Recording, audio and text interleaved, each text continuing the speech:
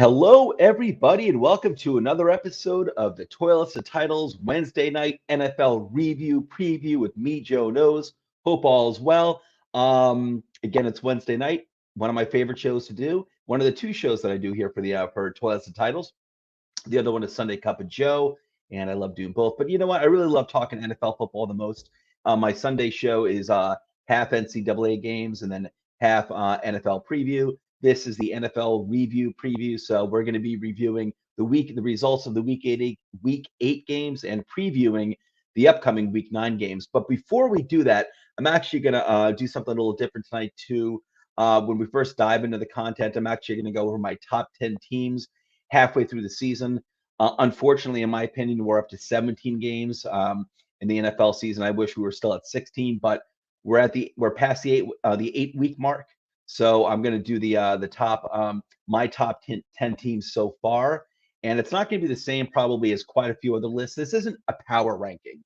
Like for example, Andrew Campy, one of my colleagues here at Toilets and Titles, shared CBS's top 10 power rankings yesterday. I think they had the Packers at number one, and I didn't agree with that. I think the Packers are definitely one of the top teams in the NFL this season, probably like a top 5, top 6 team, but not number one in my opinion. So I'm going to share my opinion on who the top 10 teams are so far this season, as well as like the following like 5 or 6 contenders behind them as well. So but anyway, before we get into the content, don't forget to hit the like and subscribe button.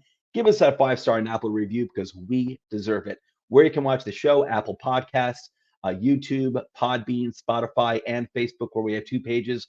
One is Toilets and Titles. The other is When a Family Breaks, which is our Facebook page dedicated to the trading of sports memorabilia. And also, last but not least, you can go to patreon.com/toilets to titles right there to figure out or to learn how you can further support the show. And also, we have a new website, fairly new still, launched August 1st. I love it. I'm really proud of the website, toiletstotitles.com. It has all of our videos, articles, tons of fantasy and NFL content. Check it out. You're going to love it. And following this show at around 10:30 tonight, every Wednesday night, is Dollars to Deuces, which is hosted by Rich Gonzalez and Nate. And it's our weekly betting advice program for the NFL. And again, it's on following the show, usually at around 10:30 p.m. They're both two very busy gentlemen, so it might start later. It might even occasionally gets pushed back until early the following morning, early tomorrow morning. But as of right now, as far as I know, it's still scheduled to go on at around 10:30 Eastern tonight.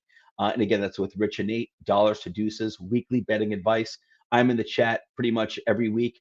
I love that show. It's a lot of fun, so check it out, definitely. And so let's get to our content.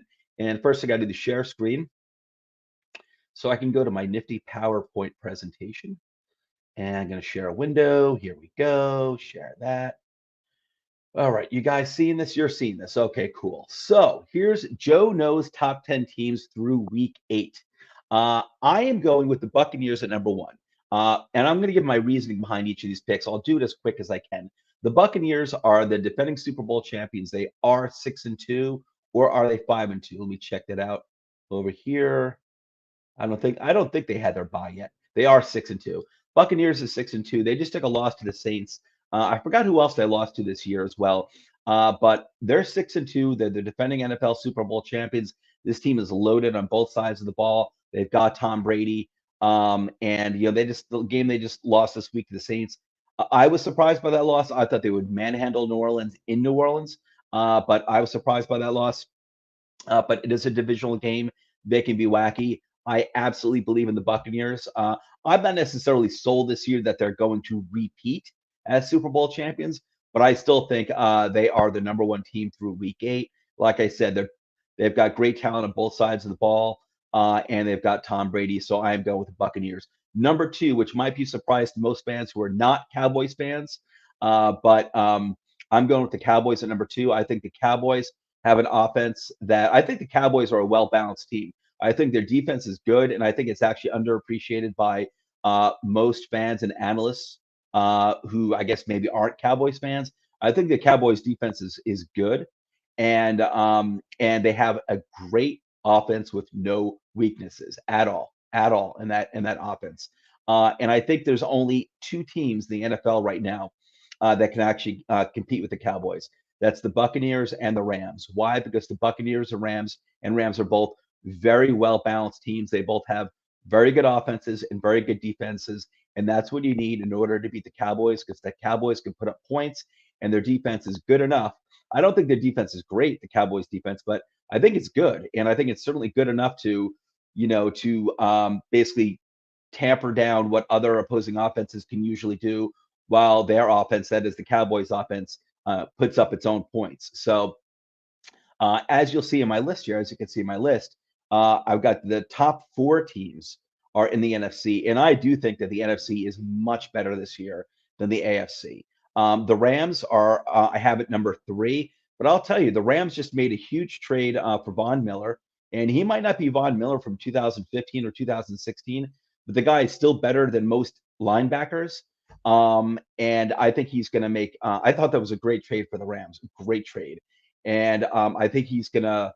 Wow, he's gonna. He's certainly gonna not hurt that team. He's only gonna help that defense. So the Rams, I don't know. We'll see how it goes, but I might have to move them up the list here to number two, maybe even number one in a few weeks. In a few weeks, but the acquisition of Von Miller was a big deal in my opinion. And just wanted to check something out real quick. But the Rams, again, they're a complete team. They have offense, they've got defense. They got their quarterback in Stafford. So I love the way they're built. And they just got Von Miller. That was a huge acquisition. And again, I don't care if he's not 2015, 2016 Von Miller. He's still better than most players at his position. He's still an impactful player. So that was a huge move. Number four, I've got the Packers at 7-1. The Packers defense is looking pretty good, isn't it? It's looking pretty good. And I don't think the Packers offense is necessarily what it used to be, but I also think it's got better balance than it traditionally had, throughout, like the first 20 years of the 21st century. The Packers, they've got Devontae Smith. He was out, I believe, with COVID this past week. Now Aaron Rodgers has COVID.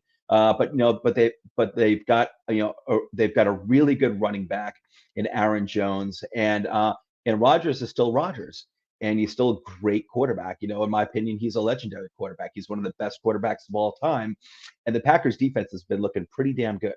So that helps them out a lot. I think the Packers are the fourth best team right now in the NFL. Behind them, I've got the Bills, so I think are the top team in the AFC. The Bills, I think, are a really good team. I still think, listen, they've got a great wide receiver in Stephon Diggs. They've got some good complementary receivers, and obviously Josh Allen is a weapon in and of himself. So he's a difference maker, just like Lamar Jackson is. He's fantastic, and the Bills' defense has been good this year. They've been getting to the quarterback. They've been getting, a good or at least a decent pass rush, or at least a good enough pass rush, unlike they did last year. The Bills' pass rush has been pretty good this year. The secondary is pretty good. They have a solid defense, the Bills. But one thing about the Bills that I don't like is I do not believe in the running game. I do not like Zach Moss. I actually like Singletary, but as a complimentary player to a running back, to a number one running back who's better, much better than Zach Moss. I have never believed in Zach Moss. I do not believe in Zach Moss right now. I will never believe in Zach Moss. I like Singletary, but again, not as a number one running back, but as like a complimentary piece to a true number one running back. And I think that's the Bills' big time Achilles heel there, to be honest with you. I think that makes the Bills' offense very vulnerable. I'm not saying it's one dimensional, because with Josh Allen, it's never going to be one dimensional. They do have a really good wide receiving core, but I think the lack of a true number one running back for me knocks the Bills down this list, even though I think the Bills defense, again, has really improved this year. I like their defense a lot, but as of right now, I have to have the top four teams in the NFC. I have the Titans as number six. You'll see I've got three asterisk marks right there, because the Titans are probably going to tumble out of this list pretty quick, because Derrick Henry is lost for a long time this season. He might be done for the season. We don't know. It could be 6 to 8 weeks, or it could be the rest of the season with his broken foot. So we'll see. He's going to have to get a screw in his foot. We'll see how that recovery is going to go. He is the Tennessee Titans offense. I realize they've got Ryan Tannehill, who's been very good. A.J. Brown finally had a good game this week. He might have actually had a good game last week, too. I don't recall A.J. Brown, but I know he had a really good game this week, the type of game that we would expect AJ Brown to have more of, but he's been a serious disappointment this season. Injured as always. And when he was on the field early this season, producing nothing, I was in love with AJ Brown up until the start of this year. I've been so disappointed in his production. Hopefully, hopefully, what he showed this week is the AJ Brown will be seeing the rest of the season because the Tennessee Titans need that. In my opinion, Derrick Henry being injured is the one player they could not lose. He makes that offense roll. But the Titans defense has been playing really well this year. So I'm just going to, as of right now, like I said, at this point, I have the Titans as the number 6 team on my list here for the 10 top teams so far to date, basically essentially halfway through the season. I've got the Ravens behind them. And you're going to see on my list, you're going to be wondering where some teams are. I'll show you the contender teams, my contender teams after this top 10 list. The Ravens are 5-2. They've had they've lost to some good teams. The 2 losses were to good teams. They've also had, I know one was the Bengals. I forgot who the other team was that they lost to. But the Ravens have had some really tough fought wins that they got this year against really good teams. And I believe including the Chiefs and the Colts. Those were great games. The Ravens have gone through a lot with their running back committee being destroyed before the season even started. They basically survived that. They're getting Rashad Bateman back now. He's been back, I know, at least this week, and I think he came back 2 weeks ago, actually. But Rashad Bateman, their first-round pick, has arrived. I think he's going to contribute pretty quickly. Usually, I'd say, listen, first-round wide receivers, as good as you want them to be, as good as you think they're going to be, it usually takes time for them to develop, at least a little bit. But I think Bateman's going to come in and elevate this wide receiving core the way it needs to be, at least somewhat. It's going to improve it somewhat. And so I think, Bateman coming back on helps this team out a lot. The defense, Ravens defense, is still playing at a very high level. They still have Lamar Jackson. They still have Mark Andrews. They still have Hollywood Brown, and they still have a great head coach in Harbaugh. So I believe in the Ravens, and they're 5-2. And I think, I still believe in the Ravens. Until I'm proven otherwise, I'm always going to believe in the Ravens. The Cardinals, who are 7-1, I have them at number 8.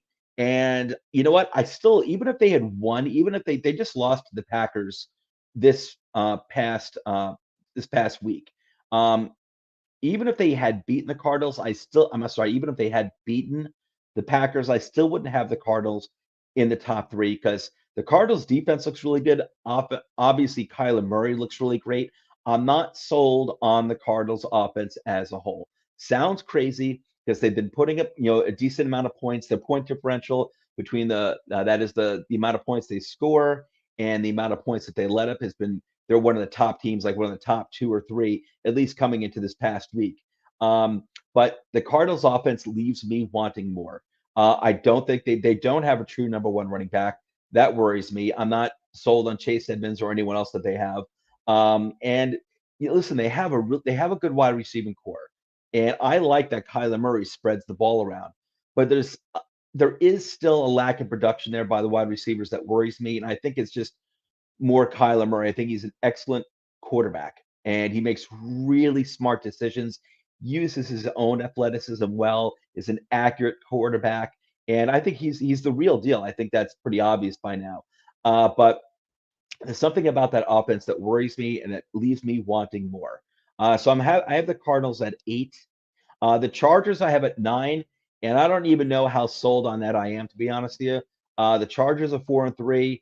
That they have a good defense. They've got a great young quarterback who's not playing as well this year as he did last year, but whatever. I'm not going to say like he's taken some big step back or something like that. I think Herbert's still playing at a relatively high level. Yes, do I expect him to play more like he did last year? Yes, but I still think he's an excellent quarterback. But the Chargers leave me wanting more too. And they're 4-3. I've got them at number 9. But I think the potential is still to be, they could potentially still be at the end of the season like a 12-4 team or like I'll say like we got 17 games now, so they could still be like a 12-5 team at the end of the season.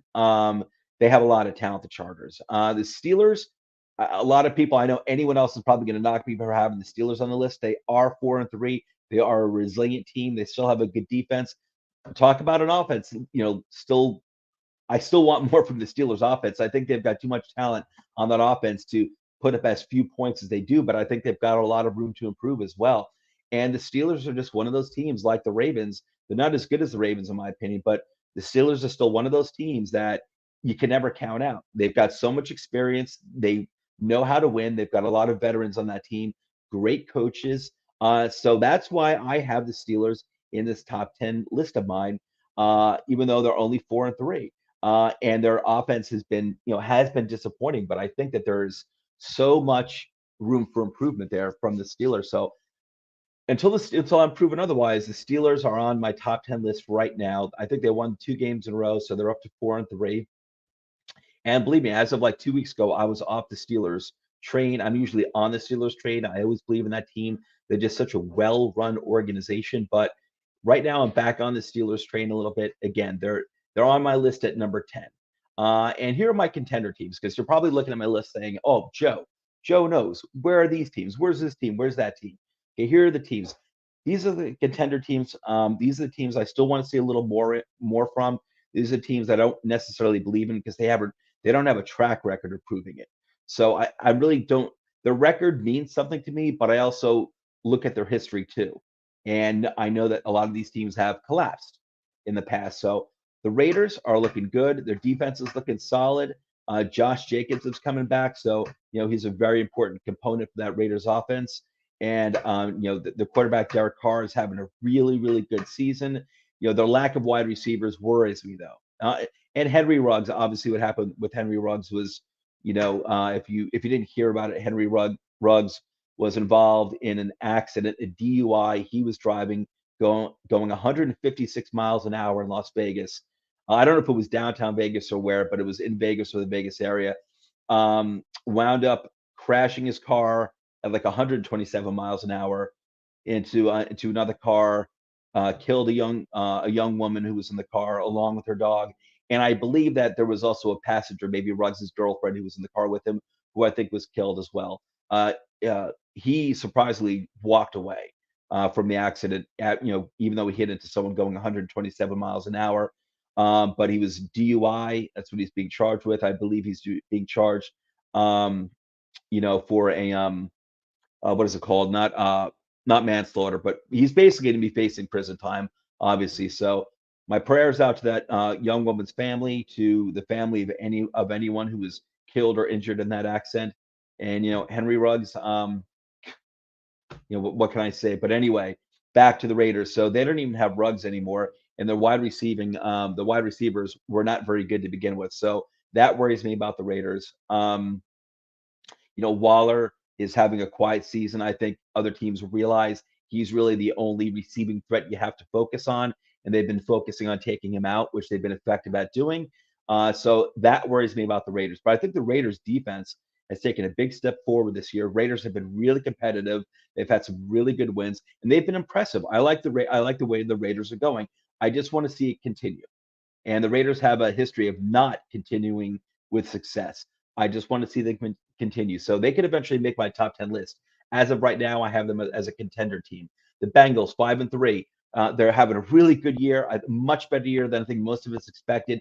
I don't think any of us, or certainly 95% of us, didn't expect the Bengals to be 5-3 in this point. But yet they are 5-3. And yes, they had a really bad loss to the Jets this past week, but they've also had some really good, significant wins, including against the Ravens 2 weeks ago. So that can't be laughed at either. But the Bengals offense is looking like it's looking legit, and their defense has been playing well too. So, but the Bengals, they're a young team, so I still want to see more. I'm not necessarily on the Bengals train yet. I'm on the Bengals train for they're definitely in the right direction and they look great. But I don't have them as a top ten team yet, even if they're 5-3. The Saints, I'm sorry, the Saints are 5-2. They just had a great win against the Buccaneers divisional game. I'm still not sold on the Saints. I haven't been sold on the Saints this entire season. Maybe I'm wrong because they're 5-2. They've got a good defense. I don't buy that offense. I didn't buy it when they had Jameis Winston. He's now out. I think he might be out for the season, Winston. But even with Winston, I'm not crazy about their quarterback situation. I think this week it might be Trevor Simeon who's going to be starting again, who did play well in place of Jameis Winston this past week against the Buccaneers. Is he really going to keep that up? I don't like the Saints receiving core, even with Michael Thomas. I'm not. I believe Michael Thomas is back this week. I believe, even if he's back, he's been a head case for the past like 2 years for the Saints. Last year, he had a down year. His whole injury thing to start off this year was weird. He's just been weird. Ever since he signed that big contract, he's been weird. He's going like Antonio Brown here. I don't know what's going on with Michael Thomas, but I'm not sold on the Saints offense. For me, on the Saints offense, it's just all about Alvin Kamara, and that's it. And he's a phenomenal player. He's one of the top, one of the top players in the NFL. But but he's it. I don't buy into anyone else on the Saints. That's it on their offense. That is so. I'm not really buying into the Saints and they're 5-2. Uh, I'm just not. I'm just not into them. I just don't buy them. The Patriots are 4-4. They're looking good. I think this is more of a Belichick thing. I don't think this is a supremely talented team. And I think 4-4 reflects that. I think that's the type of team that they are. But overall, I think the Patriots are doing well considering that they've got Mac Jones, a rookie quarterback, out there playing, and he's looking great. He's looking like a really nice, smooth pocket passer, smart decisions. I guess nothing flashy. I guess nothing flashy as far as I can tell. But then again, I haven't really watched Patriot games. But all I know is that Mac Jones is getting the job done, and he's not playing with the best receiving core either. And his running backs are pretty good, but Harris isn't anything great, but he's pretty good. But the Patriots are getting the job done. So the thing is that I believe in Bill Belichick. That's the thing, and that doesn't mean that I think that the Patriots are necessarily going to make the playoffs this year, especially with the Bills. I think the Bills are definitely going to run away with that division. But you know what? You can never count out Belichick. They do have Mac Jones playing really, really well. So I think that combination is looking good. So I'm not counting out the Patriots yet. I have them as one of my contender teams. The Colts. The Colts are 3-5, but man, they're a really good 3-5 team. They've had some heartbreaking losses this season, including to the Saints this past week, including to the Ravens a few weeks ago. Two really tough teams, and I think the Colts have been getting better and better every single week. Um, and Carson Wentz, that coincides with Carson Wentz getting better and better in the new offense with the Colts every single week. So I like Jonathan Taylor's looking like an animal. He's looking great. Carson Wentz is great. Michael Pittman's looking better and better. I was not sold on Michael Pittman at all coming into the season. He's getting better and better every single week, along with Wentz. The Colts defense is good. So the Colts are 3-5, but I think the Colts are fully capable of running off like a nice 5-game winning streak and getting themselves up to like 8-5. And I think the Colts have a really good shot at making the playoffs at the end of this year. And I'd be surprised if the Colts are not in my top 10 list, uh, at the end of the season. I think or even just like say 4 or 5 weeks from now, I think the Colts are going to probably crack the top 10. I think the Colts are looking better and better and better every week. I like them a lot. And someone, like I said, they could easily be 5-3 with, those two additional wins coming against two really tough teams like the Titans and the Ravens. So the Colts have been hanging in there, man. They've been hanging in there. Even though they don't have the best wide receiving talent, they've been making it work. I really like them a lot. And the Browns are 4-4. The Browns are disappointing, but they've got a lot going on. They've just, Chubb has been banged up. I think, he's back now, but Kareem Hunt is out. I forgot for how long. I don't know if it's just for a certain period of time or the entire season. I don't remember. But their receiving game is horrendous. I should say their passing game is horrendous. And I think Baker Mayfield can pass the ball. He showed that he could do that his rookie year. He was passing the crap out of the ball his rookie year. But he does have an arm injury. It's in his non-throwing shoulder. But man, I mean, I would think it shouldn't affect him that much. It's his non-throwing shoulder. You've got OBJ out there who what is the problem? What is the problem there? I mean, I just don't get it. Baker Mayfield in the past has done okay with okay receivers. Or even Jarvis Landry, who's a good receiver, but he's certainly not a wide receiver one like OBJ was in the past. I don't understand what the problem is. I don't get it with that connection. It's really weird. It's really strange. So Browns defense has been looking great. The running game's been looking great. But man, that lack of a passing game is really, really scary. And now that their running backs are banged up, I don't think it's looking good for the Browns, but they are a really talented team. They are 4-4. The Browns running game, whenever you think, oh, they need a complementary passing game to help out the running game, there have been plenty of teams that have not been able to stop that Browns running game. But I think that's only going to get them so far. So, but I'm not counting the Browns out. I just don't have them on my top 10 list right now. But these are the contending teams right now I have. And I wouldn't be shocked if, like, say, 4 weeks from now, a few of these teams actually make to my top 10. All right. So let's review real quick the last week's Week 8 games. We had the Packers upset the Cardinals, and yet another wonderful, fantastic. Let me stop sharing the screen there. And yet another fantastic Thursday night game. The NFL has had so many great Thursday night games this season. This was a great one. This is a game. This is an upset that I predicted, I believe. Oh, yeah, I had a bad week. Last week, I had a bad week with my picks. But the Packers, oh, no, you know what? I didn't. I think I took the Cardinals straight up, the Packers with the points, I believe. But anyway, Packers upset the Cardinals. They're now both 7-1. The Cardinals suffered their first defeat, and I thought the Packers actually deserved to win this game anyway. It came down to like an interception in the end zone. The Cardinals were driving. It came down to an interception in the end zone. It looked like the Cardinals were going to at least tie this game up. If they were going for the win, it looked like they were at least going to tie it up. Murray threw a really ugly interception in the end zone with like 3 seconds left. I think the wide receiver did turn around. There was some miscommunication. I don't know what it was, but it was bad. It was really, really bad. The one thing you couldn't do, they did. They lost the ball, and they weren't able to at least kick the game-tying field goal. But I actually thought the Packers outplayed the Cardinals, and the Packers deserved to win that game. So the Packers did win. They're now 7-1. I remember when the Packers got smacked by the Saints in Week 1, and everyone was crapping on the Packers, and I said, listen, the Packers are probably going to rattle off 6 or 7 wins now, 5, 6, 7 wins. And here they are, 7 wins in a row. They're now 7-1. And the Packers defense is looking really good. Aaron Rodgers looked really ecstatic after that game. He was so happy.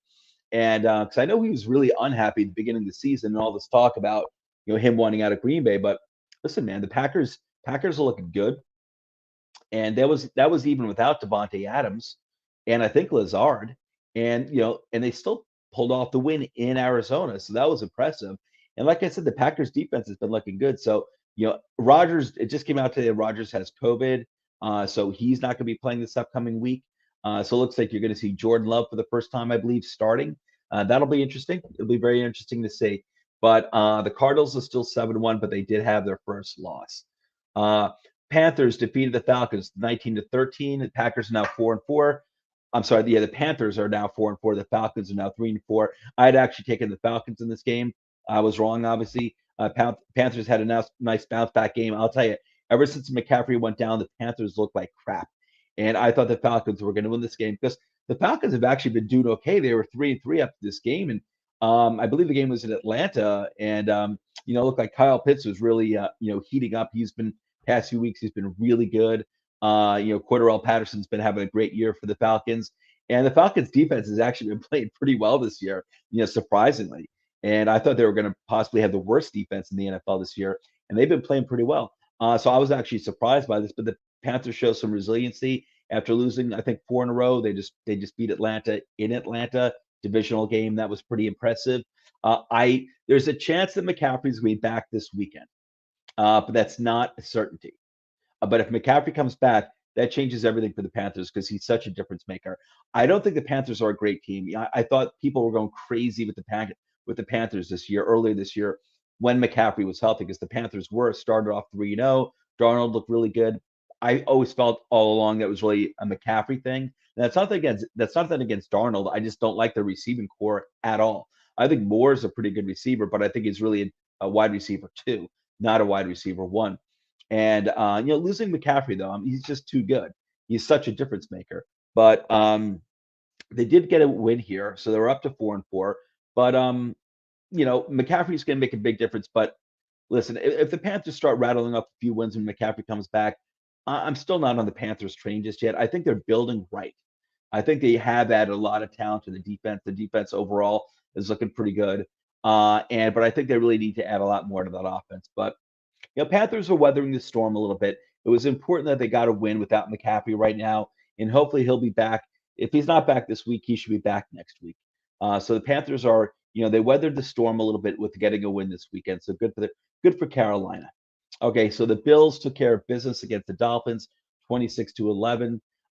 Bills are now 5-2. The Dolphins are reeling at 1-7. Many of us are surprised by this.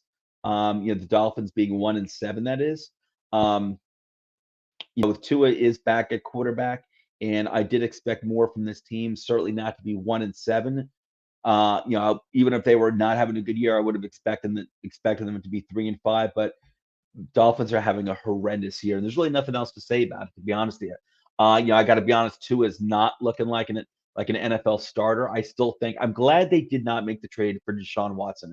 I think you're insane to trade like 3 first-round picks, as that's what's been reported. What the deal would have been, 3 first-round picks for Deshaun Watson, considering the situation that Deshaun Watson is facing with all those allegations. You can't do that. That's ridiculous. It's irresponsible, in my opinion. And like the owner of the Dolphins said, when they can make that deal, if that gets resolved, if Watson's legal situation gets resolved. Until it's resolved, you cannot give 3 first-round picks away for the guy. You can't, for anyone. You cannot do that. That would be completely irresponsible. So Dolphins are really, they're 1-7, having a horrendous year. Bills took care of business yet again. 49ers defeated the Bears 33-22. I think I had taken the Bears getting the points. Man, I got my butt kicked in my picks, either straight up or even with the points. I got my butt kicked this week. But the 49ers did defeat the Bears 33-22. Let me go to the box score again, because you know what? I got to give some kudos here to Justin Fields, rookie quarterback for the Bears. And just hang on one second, because he had a pretty decent game. And again, considering he's a rookie quarterback, he had a decent game. And I just want to go into that. Here we go, box score here. Justin Fields, 19 for 27, 175 yards passing. It's not a lot. It was 175 yards passing, 1 touchdown, 1 interception. But he also put up 103 yards on the ground, along with a rushing touchdown. So Justin Fields was responsible for 278 yards. That's both passing and running, I should say, and 2 touchdowns. 1 passing, 1 running. Good job by Justin Fields. Khalil Herbert, running back for the Bears, also put up 72 yards on 23 carries. Not a big average per carry, but still 72 yards is pretty good. Giants, the Bears receiving core, again, just looking scary bad. Darnell Mooney is the leading wide receiver for Chicago in that game with 64 yards. Oh, Allen Robinson, 21 yards. Oh my God. Maybe the Bears and Cleveland should switch wide receivers.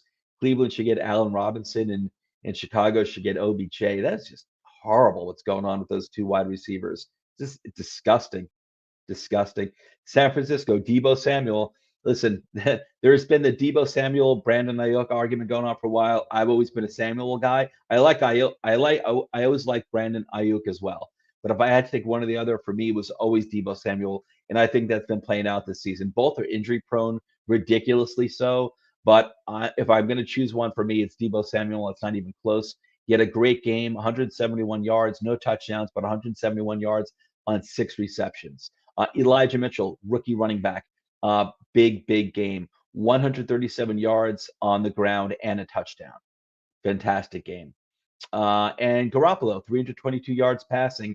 Garoppolo also ran for 2 touchdowns as well. So Garoppolo had a nice bounce back game against the Bears defense, which the Bears defense has been pretty good this year. The Bears defense is what got the Bears 3 wins this year. The Bears offense has been disgustingly horrendous, but the Bears defense has been keeping them in games.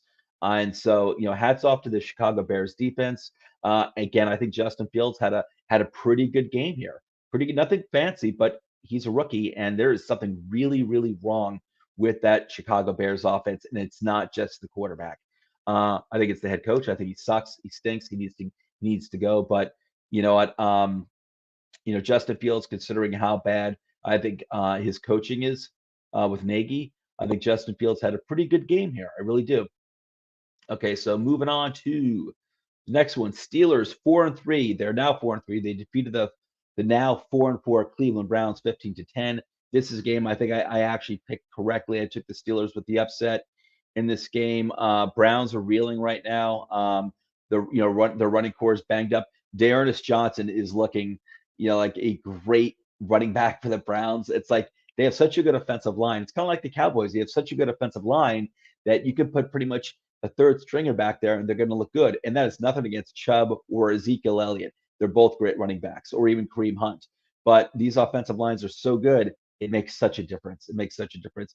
And you can put someone like D'Ernest Johnson back there, their third string running back, and he could have a big game. So Johnson and Chubb had they put up some decent numbers with the Browns this week, but it wasn't enough. The Steelers defense clamped them down. Again, that Browns passing offense is disgusting. It's disgusting. It's such a shame. OBJ's back on the field. And the thing with OBJ too, it's not just on Baker Mayfield, because I think Baker Mayfield can be a successful passing quarterback. He showed it his rookie year. There's no reason why he can't be. I'm sorry. There's no reason why he can't be. But OBJ's problem too is that he's always freaking injured. He came back like 3 weeks ago, and then then he missed like the next game, and then he's back again this week. You need to be on the field to develop timing with your quarterback. You're not going to come back from being out like the first like 5 or 6 weeks. Play one game, go back on, be injured for the next game, and then come back on the field, the next game after that, and and develop a rapport with the quarterback. That's not how it works.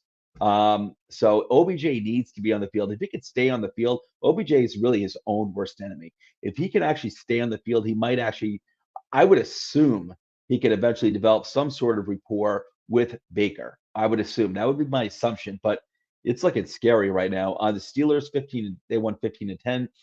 Steelers offense, man, always leaves you wanting more too. I know Cleveland's defense is very tough. I love Cleveland's defense. I love how they built that up. It's really solid at all three levels. The linebackers, and the secondary. The Browns have done a really good job with that defense. But Steelers, man, it's Roethlisberger at this point. I'll tell you, if I'm Pittsburgh, I don't know if Dwayne Haskins is going to be the answer. I doubt it, but I'd like to. If the Steelers do eventually fall out of playoff contention this year, they should give Dwayne Haskins a shot just to see what he can do. If the Roethlisberger era needs to come to an end. It needs to end. Even when he puts up like 275 yards, it's like ineffective. It's just ineffective. They're not putting up, even when he puts up yards, a decent amount of yards in a game, the points don't really reflect it. There's something Roethlisberger they need to move on from that era. It's over. Because I do think they have pretty good, not great, but a pretty good wide receiving core. And I think Najee Harris is a very good running back. So they also need to improve the offensive line, to be fair, too. The Steelers' offensive line is not what it was in the past. The Steelers have been known for a long time for having at least a good, if not great, offensive line. It's definitely not like that right now. So that is a big problem, too.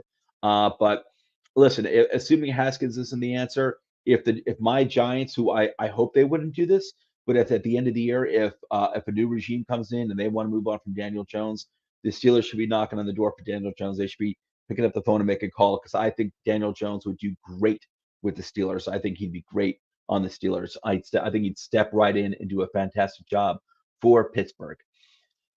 Moving on. Eagles are now 3-5. They defeated the 0-8 Lions 44-6. I got this one wrong.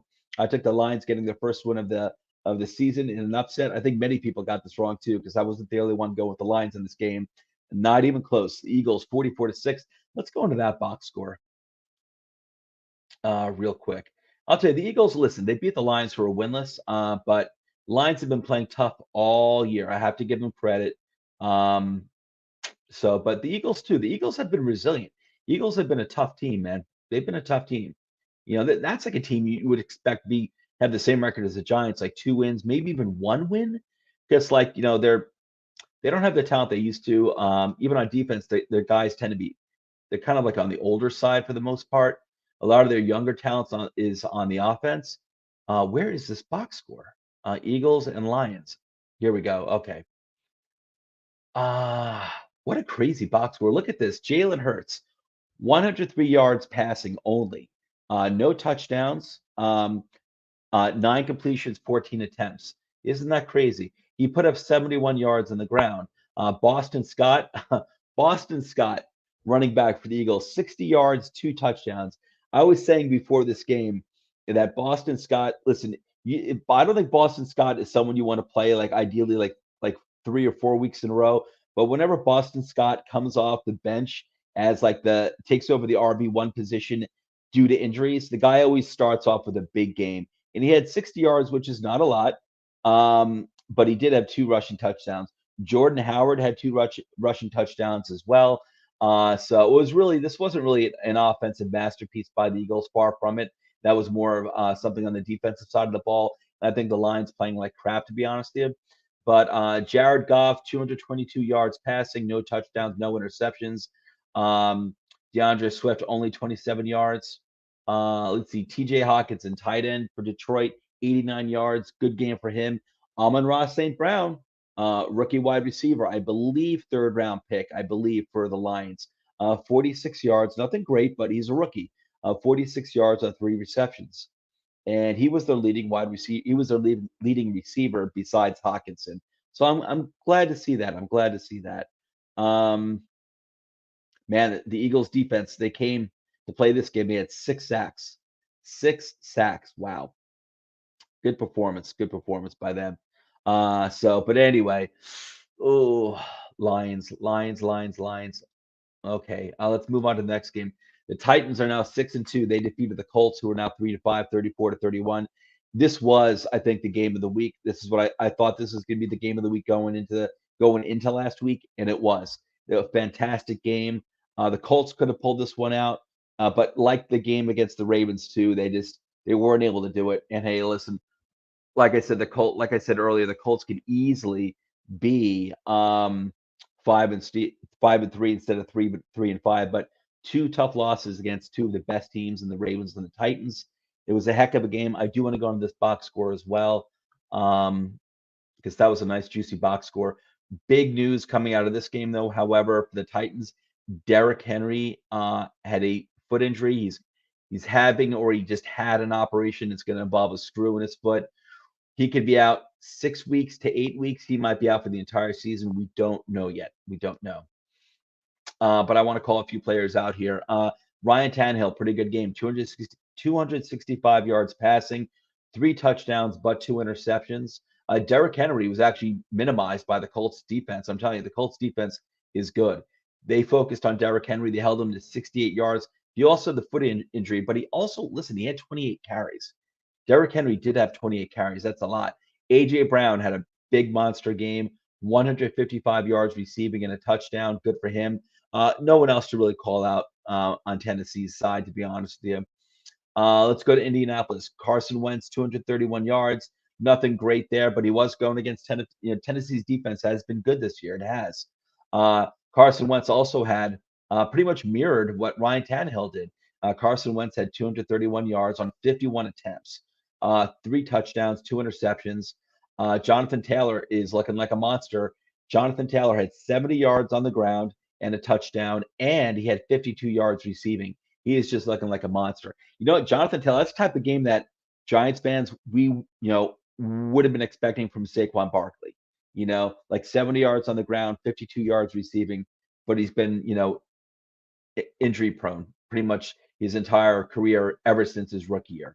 Saquon Barkley, that is. But Jonathan Taylor looking great. Michael Pittman, 86 yards, 2 touchdowns, monster game by him. Great job by the Colts. But listen, I think the Colts are going to rattle off some wins soon, and I think the Colts at the end of the season, don't be surprised if they're in the playoffs. It's going to be tough because there's a bunch of other teams out there like the Raiders, the Ravens, the Titans, the Patriots. But man, the Colts are 3-5, but I think they're better than that. I do think the Colts are better than that. I really do. All right, let's move on to the next game. Jets upset the Bengals. What an upset this was, too. The Bengals have been rocking and rolling. They come into the Meadowlands, and they get ass stomped by the Jets. And their backup quarterback, Mike White. Well, I never even heard of this guy before, but apparently he's been in the league for quite a while. And, Zach goes down last week with an injury. Mike White came in as a starter, and they kicked ass. And I know Michael Carter had a big game for the Jets, so that's really good. So I'm not going to go into that box score, but Jets pulled a nice upset against the Bengals. I was really surprised by that. That was a big time upset. And, kudos to the Jets. Kudos to Mike White. Like I said, Michael Carter rookie running back for the Jets, did have a really nice game. He put up a good amount of yards on the ground and receiving. He did like a Jonathan Taylor show there, getting some yards on the ground and receiving. So good for him. I'm not going to go into that box score though. The Rams are now 7-1. They took care of business against the Texans, who are now 1-7. Final score of that game was 38-22. The Patriots 4-4 go into Los Angeles and defeat the Chargers 27-24. I think it was in Los Angeles. I could be wrong. Either way, I thought this was surprising. The Patriots really, and you know what? Maybe it shouldn't be because listen, Herbert is I think he's a really great young quarterback. But again, you're going up against Belichick, who's a defensive genius. And he makes life difficult for young quarterbacks, especially rookie quarterbacks, but even second-year quarterbacks. But hey, the Patriots also put up 27 points against a very good Chargers defense. So, the Chargers are definitely leaving me wanting more, even before this game, to be honest with you. But this is a big-time win for the Patriots and Mac Jones, who had a good game as well. Okay, I'm moving on. Seahawks are 3-5. They defeated the Jaguars, who are 1-6, 31-7. I got this one wrong. I had actually picked the Jaguars going into Seattle and pulling off the upset, but I was proven wrong here. The Seahawks are now up to 3-5. They're still trying to weather the storm until Russell Wilson comes back, but Jaguars' horrible performance to put up only 7 points against the Seahawks defense. The Seahawks defense is horrible. To put up 7 points, that's ridiculous. That's criminal. It really is. Okay, moving on. Broncos are now 4-4. Like the Panthers, they both started off 3-0. I believe both lost 4 in a row, and now both teams just won this week. So the Panthers got their 4th win after losing 3 in a row. I believe the Broncos lost 4 in a row and now just got their 4th win. So the Broncos are now 4-4. They defeated the reeling Washington football team, who are now 2-6. Final score was 17-10. I'm not going to go into that box score. Nothing sexy there to call out at all. But Broncos are a resilient team, and they got the win. They beat Washington. And let's see, the Saints are now 5-2. They defeated the Buccaneers 36-27. Buccaneers are now 6-2. Saints are 5-2. Listen, I have to admit, I'm not a believer in the Saints. I'm very surprised that they're 5-2. They've been able to work some magic here with smoke and mirrors, in my opinion, when it comes to the offense. So I do think the offense stinks outside of Alvin Kamara, who's phenomenal. But the Saints defense has been really good. It's been not just a tough defense to both run on and pass on, but it's also been opportunistic in that they've been getting, forcing fumbles, recovering those fumbles, getting interceptions, getting their offense back, with short field position. So with good field position, I should say. And they took care of business against the Buccaneers here. But I'll say this right now: I do not think the Saints are at all in the Buccaneers class. Hey, listen, last year the Giants almost defeated the Buccaneers. They didn't defeat them, but they almost did. They actually outplayed the Buccaneers on both sides of the ball, pretty much throughout the whole game. Daniel Jones had a really, really bad game. That loss was on Daniel Jones last year. But they should have beaten that game. My point, they should have beaten the Buccaneers in that game last year. My point being that these things happen, and I don't think the Saints are in the Buccaneers class at all. I really don't. I think there was, like I said, I said earlier this week, earlier this show, Andrew Campy, my colleague here, one of my colleagues here, toiletstotitles, had circulated a list from CBS who had like their top 10 power rankings, and the Saints, I think, were number 6. I don't buy that at all. I don't buy that for 1 second. The Saints are not the 6th best team or 7th best team in this league right now. I don't buy it, and I don't care about the record. I don't buy that at all.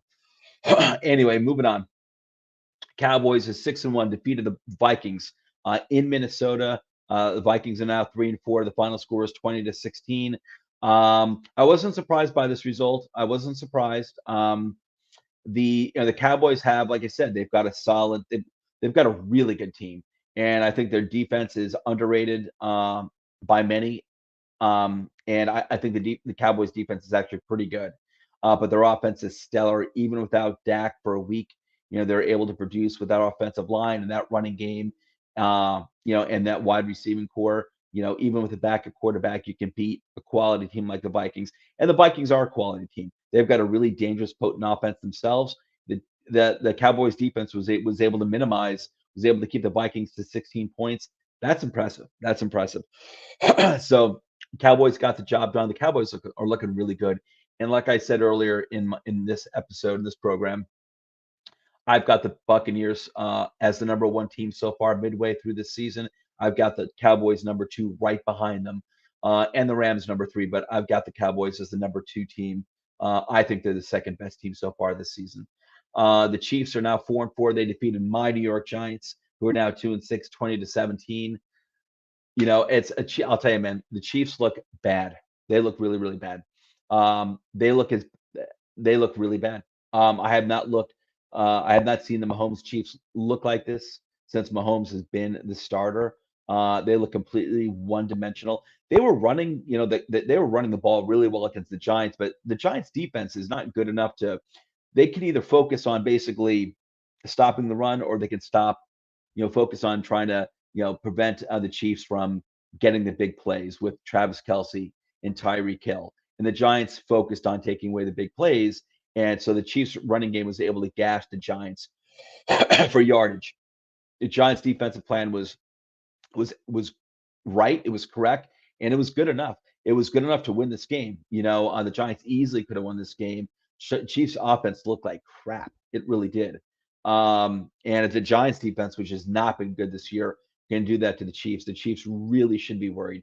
And I was not off the Chiefs train up until this game, up until I saw them against my Giants. And I'm like, wow, if you can be taken out of your game by the Giants defense, then you really are in trouble. So I am off the Chiefs train. They look really bad. And the Giants could have won this game too. I don't know if I'd say that they should have won this game, but yeah, maybe they should have won this game. The Giants had their own problems too. I mean, the Giants are missing their left tackle, their center, and their left guard.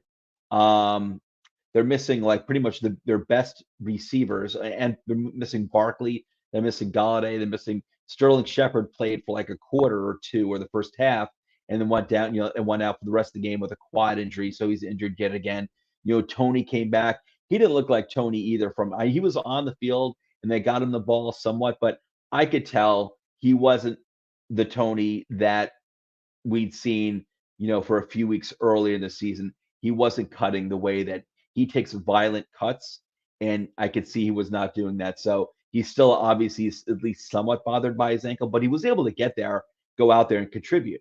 He was. So the thing is that Tony's banged up, Galladay, Shepard, really all they had after Shepard went down again this game was kind of like, Tony was still playing with an ankle injury, Evan Ingram, Darius Slayton, and John Ross.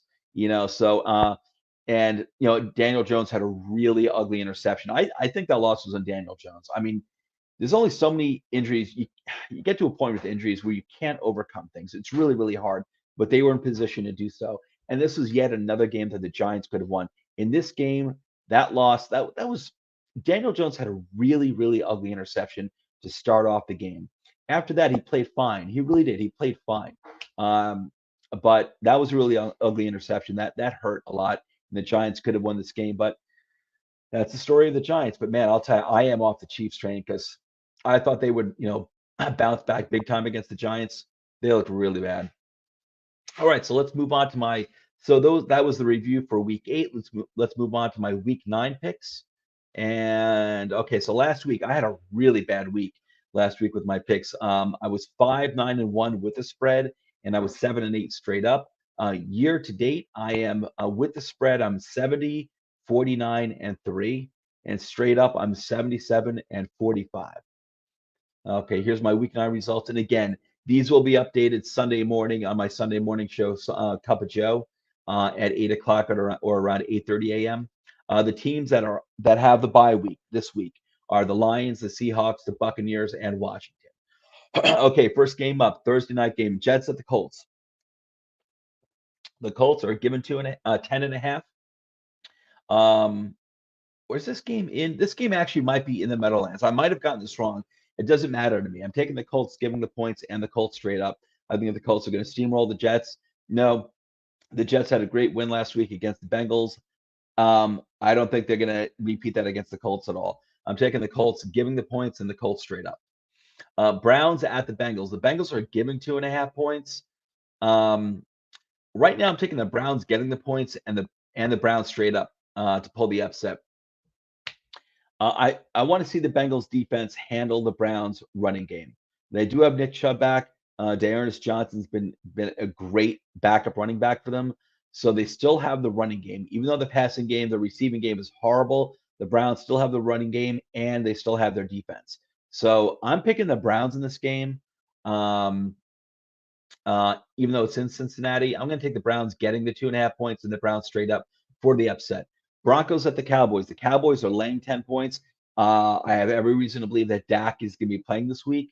I'm taking Cowboys giving the points and the Cowboys straight up. I don't think this is going to be a close game, especially now that Von Miller's been traded away. Now that he's gone, this game's not going to be close, in my opinion. Texans at the Dolphins. The Dolphins are giving 6.5. This could change Sunday morning. Right now, I'm taking the Dolphins, giving the points and the Dolphins straight up.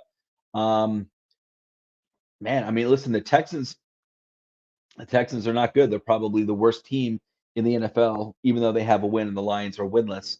The Texans are probably the worst team in the NFL, but I tell you, the Dolphins have been reeling. Well, this game's in Miami. All right, I'll stick with this. The game's in Miami. The Dolphins are giving 6.5 points. I'll take the Dolphins giving the points and the Dolphins straight up. I might change my mind on the Sunday morning. We'll see. Falcons at the Saints. The Saints are giving 6 points. It's in New Orleans. I'm going to take the Falcons getting the points, and I'll take the Saints straight up. That might change Sunday morning. I might wind up taking the Saints, even though they're giving 6 points. But as of right now, I'm going to take the Falcons getting the points and the Saints straight up to win. Raiders at the Giants. The Raiders are giving 3 points at the Giants. Right now, I'm taking the Giants getting the points. That's under the assumption. The Giants are getting some playmakers back, like a Galladay, like a Barkley. Oh, you know what? Barkley, I think's got COVID. I think Barkley's got COVID. So I want to see who the Giants get back. The reason why I'm taking the Raiders straight up to win. The reason why I'm taking the Giants getting the points right now, they just covered against the Chiefs as well, but the Chiefs defense has been horrible. Everything about the Chiefs have been really bad this year. I want to see who the Giants get back this week. I want to see if they get Galladay back. I want to see if Tony's back, if he's better with his ankle. I want to see if they at least get those two guys back. I do. The Giants defense has been playing a lot better the past 2 weeks. I believe, and what's been going on is that the defensive coordinator for the Giants has brought them back to playing in zone defense, which is the success that they had last year, and they seem to be a lot more comfortable. So that makes a difference to me. I think the Giants defense has looked a lot better the past 2 weeks, and hopefully the Giants defensive coordinator will stick with that. Let them play zone in the secondary because they were really good at it last year, and they looked really good the past 2 games as well. So they really minimized what Kelsey did. They held him to like almost nothing. And Tyreek Hill had gotten off to a really good start, but after the first drive, I think they pretty much kept Hill in check for the most part. And we got someone in the chat over here. Who do we got? Rich Gonzalez. I'm taking the Colts with the spread.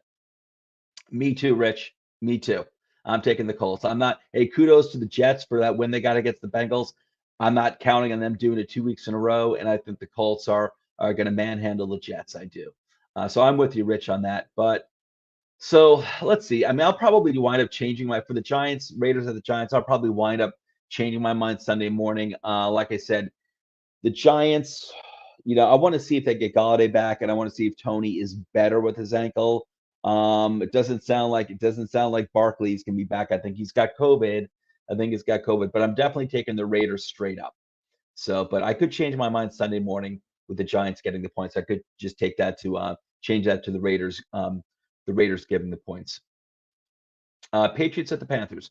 Patriots are giving 3.5 points. I'm taking the Patriots giving the points as of right now. If McCaffrey plays, then I'm taking the Panthers getting the points. And that if McCaffrey is playing, I would assume that line is going to change quite a bit because McCaffrey is a huge difference maker. As of right now, I am going with the Patriots giving the points under the assumption that McCaffrey's not playing, and I'm taking the Patriots straight up. If McCaffrey plays, that changes everything. If McCaffrey plays, I'm taking the Panthers to win this game. And whether they're giving points or getting points, I'm going to take the Panthers winning this game if McCaffrey plays. We'll see. Bills at Jaguars. Bills are giving 14.5 points. I'm taking the Bills giving the points and the Bills straight up. I got to check the Bills. I have to check the Bills schedule. I swear to God, it seems like they've had the easiest schedule in the entire NFL so far. Then again, they're playing the AFC East, which is like playing the NFC East besides the Dallas Cowboys. AFC East is absolutely horrible. Well, the Panthers are pretty. I'm not the Panthers. Patriots are pretty good, but it seems to me like the Bills have just been playing like really shitty teams so far this year, except for like 1, 2 games which they wound up losing, like the Steelers, and I think they lost to who was it? The Titans. Those were their 2 losses. I think everyone else they beat, I think it's just been pretty much crap. So I got to check out the schedule. The Bills have just been facing a lot of really bad teams. Again, Bills are giving 14.5 points. I'm taking the Bills giving the points and the Bills straight up. Vikings at the Ravens. Ravens are giving 6 points. I'm taking the Vikings getting the points and the Ravens straight up. That could easily change Sunday morning as well. I'm taking the Ravens straight up no matter what. But I don't know. I have a feeling the Vikings offense is going to show up and keep this game within 6 points as of right now, but that could change. That could change. We'll see. Chargers at the Eagles. Chargers are giving a 1.5. I'm taking the Chargers giving the points and Chargers straight up. Packers at the Chiefs. Chiefs are giving 7.5. I'm taking the Chiefs giving the points as of right now because Rodgers is going to be out with COVID. Aaron Rodgers is not playing this game. So, I have no idea what Jordan Love is capable of. I assume he's going to be the starting quarterback this week. I have no idea what he's capable of. The Chiefs have looked like crap. They've looked like crap. And Packers defense has been pretty good. But I don't know. Right now, I got to go with Rodgers being out. I have to go with the Chiefs even though they're giving 7.5 points, I got to go with the Chiefs giving the points and the Chiefs straight up. That could change Sunday morning. I got to think about it. I have to mull that one over more. That could change Sunday morning. Cardinals at the 49ers. Our Cardinals are giving 1.5 in San Francisco. I'm taking the Cardinals giving the points and the Cardinals straight up. We'll see how Kyler Murray is doing. I don't know. I know he got banged up at the end of the Packer game. I don't know what his injury status is. If Murray is out, that is going to change things. But especially with the game being in San Francisco. But as of right now, I'm going with the Cardinals giving the points and the Cardinals straight up, assuming that Kyler Murray is playing on Sunday. Titans at the Rams. Rams are giving 7.5 points. I got to take the Rams giving the points. Henry is out with a broken foot. I think that changes everything. And the Rams just acquired Von Miller. So I'm taking the Rams giving the points and the Rams straight up. Henry being out for the Titans changes everything. And the Rams acquiring Von Miller doesn't hurt either. Bears at the Steelers. Steelers are giving 6.5 points. I'm taking the Steelers giving the points and the Steelers straight up. And that is it. That's the final game. I guess that's the Monday night game. So those are my picks for this upcoming week 9. All right, everyone. So before we go, just a reminder, I just want to go through our in-season schedule right now. We've got 8 shows during this NFL season. Monday night, we've got our waiver wire, which is for Patreon members only. Tuesday at 8 p.m., toiletstotitles, which is our flagship program. Wednesday at 9 o'clock. I really pretty much started at 8:30 now. But Wednesday night, the show you're watching right now, Joe Knows NFL Review Preview. Wednesday, it still says 10 o'clock. You know what? I'm going to change this right now in real time. Wednesday at around 10:30 p.m. Eastern Standard Time is Dollars to Deuces following this show. And that is our weekly betting advice program. Again, that's with Rich and Nate. So they give their advice also. But if you have any questions, send it through the chat. I'll probably be in the chat too. I love that show. I love following those guys doing that show. It's a lot of fun. Dollars to Deuces follows this show probably at around 10:30 tonight. If it's not tonight, it might even be 11 p.m. If it's not tonight, then they'll do it early tomorrow morning. But it's probably tonight. And if you're still watching, if you want to confirm what time you guys are doing it tonight or tomorrow morning, go ahead and I'll let the viewers know. I'll let my millions of viewers know. Thursday night at 8 p.m. is a dash of DFS. Saturday at 7:30 p.m. is our Down Under Dynasty program. That's with our crew from Down Under in Australia. Yes, we are a global. We're a global group of content creators here at Toiletstotitles. So we've got three guys down in Australia. And so they do Down Under Dynasty. It's Dynasty football, fantasy football advice. It's a lot of fun too. Check that out. That's 7:30 p.m. Saturday, and it's Dynasty Fantasy Football Advice from our crew in Australia. And then Sunday, we got two shows.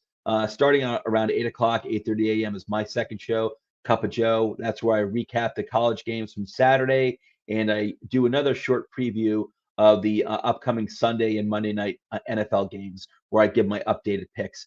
And then following that show at 10:30 a.m. is the Blitz, which is our fantasy football advice program, mostly sit advice for you before you set your rosters for the upcoming games. And that is hosted by Mike, Alex, and Justin.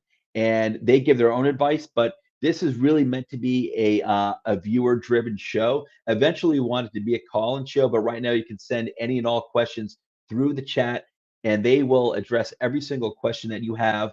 And they'll go from 10:30 until 12:30 if needed. But as of right now, they're going to probably from 10:30 to 11:30 or maybe 12. But they'll take it up to 12:15 if they need to. But again, it's called the Blitz. It starts at 10:30 a.m. It's another great show. I'm always in that chat as well. And let me check here at the bottom are the Twitter handles for me and all my colleagues. We're up to 14 people here now at 14 contributors now here at Toilets and Titles. Is a bunch of us. So we just added two new guys this past week. So we're growing. We're growing. We got a lot of people contributing here. Okay, Rich Gonzalez, it's tonight. Rich, okay, so Rich, looks like they're going to start between 10 and 10:30. That's great. I'm going to be done in 2 minutes, Rich, so you guys can start setting up if you need to be. Rich also says he's on vacation this week, so not pushing it late tonight. Cool, Rich, cool. And Rich is even going to have some college pick'em and parlay that he's throwing in, that he and Nate are throwing in. So going to be some additional stuff. That's awesome, Rich. Really looking forward to it. I'm sure I will be in the chat like I usually am because I love that show. Really good job. So again, Dollars to Deuces is on tonight. It's going to start probably sometime between 10 and 10:30 p.m. Eastern Standard Time. Check it out. It's a lot of fun. And friendly reminder, don't forget to hit that like button, subscribe, hit that bell, give us that 5-star Apple review. Why? Because we deserve it. That's why. Anyway, guys, I'm out of here. Folks, have a great week, great weekend. Enjoy your NFL and NCAA games. We all deserve to have great football. We all deserve it because we're great people. I love you all. Take care, guys. I'll catch you soon.